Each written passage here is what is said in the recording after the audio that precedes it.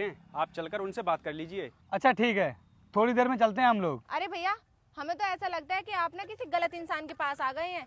ये कहाँ से 50 एकड़ जमीन खरीद लेगा? ये तो खुद हमें अपनी जमीन बेचने की बात कर रहा है। अरे मैडम, आपको कोई गलतफहमी हुई है। जमींदार साहब अपनी जमीन क्यों बेचेंगे? इनके पास क्या पैसों की कमी है? और पता नहीं ये तो हर साल कितनी जमीन खरीद लेते हैं। तो फिर इन्होंने हमसे क्यों बोला अपनी जमीन बेचने के लिए? वो सब मैं बताता हूँ तुम्हारे लिए। मैंने तुमसे ऐसा इसलिए कहा था क्योंकि तुम ना पहले इंसान हो जो मेरी जमीन खरीदने की बात कर रहे थे। इससे पहले आज तक किसी ने भी मुझसे मेरी जमीन खरीदने की बात नहीं की है। इसलिए मैं जानना चाहता था कि तुम लोग आए कहाँ से हो और क्या काम करते हो। इस वजह से मैंने तुमसे ऐसा कहा। लेकिन तुम लोग तो मेरे कपड़ों को देख करके मेरी औकात दिखा रहे थे। और जो तुम मुझे 2-3 लाख रुपए देने की बात कर रही थी ना, तो मैं तुम्हें बता दूं, इतने पैसे तो मेरे बच्चे की स्कूल की फीस जाती है। तुम क्या बोल रही थी मैडम कि मेरा बच्चा सरकारी स्कूल में पढ़ता होगा?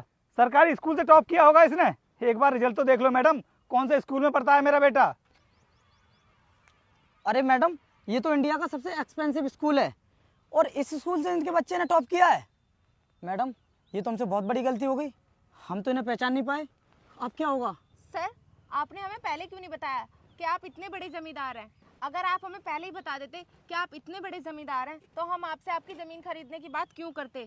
और हमने तो ये सोचा था कि कोई छोटा मोटा गरीब इंसान होगा, क्यों ना हम इसे 2-3 लाख रुपए का लालच देके इसके खेत खरीद लेते हैं और हम यहाँ पर अपनी प्लॉटिंग शुरू कर देंगे, जिससे कि हमें भी कुछ बोनस मिल जाएगा। सर, हमने जो भी आपके साथ बदतमीजी की है उसके लिए हमें माफ़ कर दीजिए प्लीज़। आप लोग क्या बोल रहे थे कि आप राणा प्रॉपर्टीज में जॉब करते हो?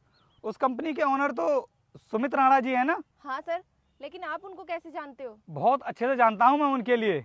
अगर मैंने उनसे बोल दिया ना कि तुम लोगों ने मेरे साथ बहुत बदतमीजी की है, तो 2 मिनट नहीं लगेंगे उनको तुम्हें नौकरी से निकालने में। इसलिए मैं तुमसे कहना चाहता हूँ कि आगे से किसी भी इंसान को उसकी हालत देखकर जज मत करना। इस बार तो मैं तुम्हें माफ़ कर रहा हूँ, लेकिन आगे से ध्यान रखना।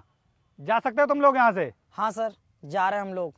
लेकिन सर, आप सुमित सर से कुछ भी मत बोलना, वरना हमारी जॉब चली जाएगी। चलिए मैडम। ये लो सर। ये लीजिए पापा, मैं आपके लिए खाना लेकर आया था। बेटा, अब खाना तो घर ही चलकर खाएंगे, क्योंकि कुछ लोग आ गए हैं, वो भी हमारा इंतजार कर रहे हैं। चलो घर चलते हैं। ठीक। चलो मनु।